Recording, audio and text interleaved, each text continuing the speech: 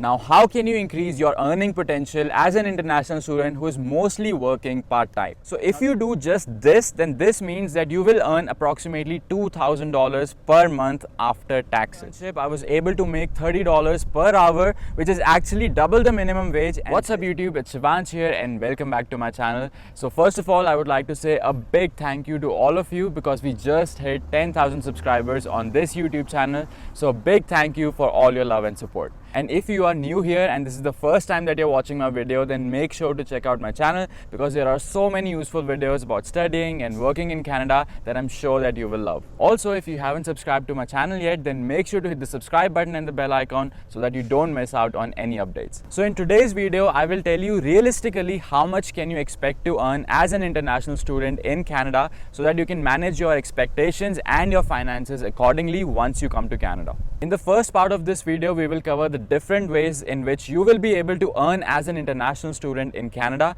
and then in the second part of this video we will cover how can you increase your earning potential being an international student, and it will also give you an idea about how much you can earn and how much can you save at the end of the day. So as always, this video is going to be jam-packed with useful information. Make sure to watch this video till the very end and let's begin. So the very first way in which you will be earning as an international student is through your off-campus part-time job. Now this is the most common way in which most international students earn money in Canada, and if you don't already know, as an international student in Canada you are allowed to work for up to 20 hours per week in an off-campus job. So let's say if you work at McDonald's, Burger King, or at a retail store or a clothing store, then you will be able to work for up to 20 hours per week, and the minimum amount that you will get is the minimum wage. So for example, in Ontario the minimum wage is $15 per hour. So if you are willing to work for 20 hours per week, then you'll be easily able to make at least $1,000 per month, and this is after taxes, so you don't have to pay any taxes on top of this. Now you can also earn a lot more than this depending on the type of job you do and the amount of experience you have, but this is the bare minimum amount that you can expect to earn as an international student in your off-campus part-time job. Now the second type of job that you can do as an international student is an on-campus job. So you can work at any food stores or retail stores that are located on the campus of your college or your university, or you can work at the library or as a teaching assistant or as a residence assistant, etc. And the best part about these on-campus jobs is that unlike off-campus jobs, there is no limit on how many hours you can work per week in an on-campus job. And on top of that, the salaries are also a little higher for these on-campus jobs. So basically, it's a win-win situation for you. But before you become too happy about this, there are two caveats or two problems that you need to be aware of about these on-campus jobs. So the first issue with on-campus jobs is that it may be a little difficult to find an on-campus job because there may not be too many vacancies or there may not be too many job opportunities available at your campus. And the second problem is that even if you somehow manage to get an on-campus job, and even though you are allowed to work for unlimited hours on campus, you may not get enough hours in your on-campus job because sometimes your schedule may not match with the requirements of the job because you may be busy with your classes or your assignments. And also, if you are working at an on-campus store, then these stores actually close a little earlier as compared to off-campus stores.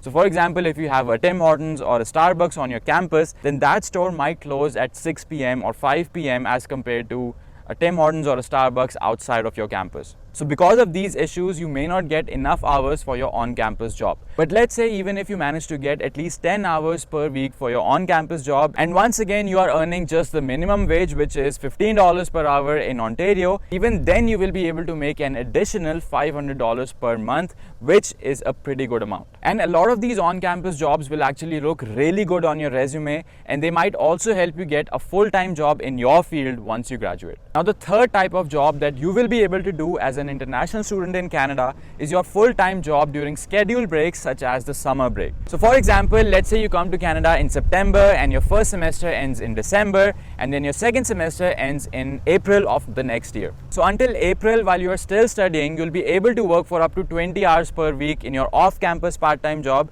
and for unlimited hours on campus. So after finishing your first two semesters, you will get a scheduled break for 4 months, which will be the summer break in this case. And during this scheduled break as an international student in Canada, you are allowed to work full time. So you can pretty much work for unlimited hours again for 4 months. So let's say during a summer break, you work for 40 hours per week, which is the bare minimum that anyone works in a full-time job. And let's say you are only earning the basic minimum wage, which is $15 per hour in Ontario, because maybe you just decided to continue your off-campus part-time job for before during this 4-month period. So if you do just this, then this means that you will earn approximately $2,000 per month after taxes. Now you can work multiple jobs and work for unlimited hours and increase that salary to as much as you want, but this is the bare minimum that you will be able to make working full-time during those 4 months. So in total, as an international student in Canada, you will be able to earn $1,000 per month for 8 months during your off-campus part-time job. So that's $8,000. Plus you will be able to earn an additional $500 per month in your on-campus job for those 8 months. And then during your schedule break, you'll be able to earn $2,000 per month for 4 months straight. So in total, you'll be able to earn approximately $20,000 in your first year as an international student in Canada. Now, this is a pretty good amount for a student in their first year who was mostly just working part-time jobs. And remember that this $20,000 is after taxes, so you get to keep all of this amount and you don't owe anybody anything, and you can spend this amount however you want. But of course, you will have to take into account the expenses that you will incur during this 12-month period in your first year. And if you want to know about the approximate monthly expenses of an international student in Canada, then make sure to watch this video because I have explained everything in detail. Okay, so now let's get to the interesting part. Now, how can you increase your earning potential as an international student who is mostly working part-time? Now, there are two really good ways in which you can increase your earning potential. The very first one is to get a high-paying part-time job. For example, a sales job or a commission-based job. Now, we all know that there is a cap on how many hours you can work as an international student in Canada. You can only work for 20 hours off campus. But what you can do is you can increase your earning potential by increasing the minimum amount that you will earn in those 20 hours. Now, the best way to do it is through a sales job or a commission-based job where you will be able to get a commission based on how well you perform in addition to your minimum salary or your minimum wage. And this is a really good opportunity for you because you can actually control how much you will earn based on your performance. So let's say you get a job as a phone sales representative at any of the phone companies in Canada, for example, Rogers, Telus, Bell, etc. And now it depends on you how many phones you are able to sell in those 20 hours per week. The more number of phones you sell or the more number of products you sell, the higher your commission will be. Now, I have seen people who are really good at sales make $1,000 or $2,000 just in commission in addition to their regular salary. So in this way, you can actually pretty much double your salary by just being good at sales. So if you are able to find a job that pays you a commission in addition to your regular salary, then you should definitely take it and be good at it because that can increase your earning potential by a huge margin, and that too without even increasing the number of hours that you have to work. The second way in which you can increase your earning potential is through co-ops or internships. So if you don't already know, a lot of colleges and universities in Canada offer courses that have a co-op option. So what this means is that in addition to your course, you will also have to complete an internship component in order to graduate from that course. So remember the 4-month schedule break. During that time, you can actually do your co-op internship instead of doing a full-time job at, let's say, a retail store. Now, this can be a great opportunity for you because you will be able to get industry experience or your field experience and also get paid for it,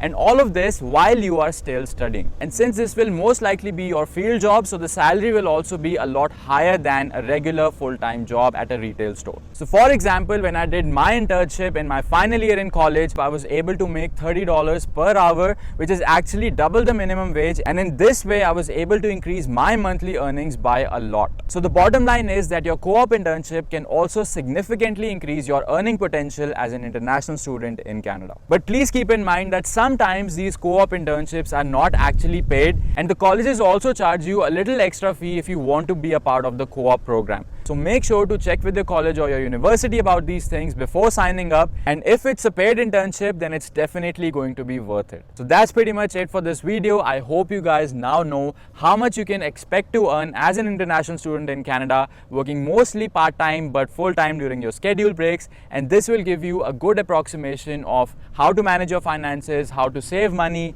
and basically how much you'll be able to easily earn and spend in a month. If you have any questions, then feel free to comment below, and you can also reach out to me on Instagram at Singla119, and I'll be happy to answer all your questions. Make sure to give this video a big thumbs up and also subscribe to my channel to watch more such videos about studying and working in Canada, and I'll see you guys in the next video.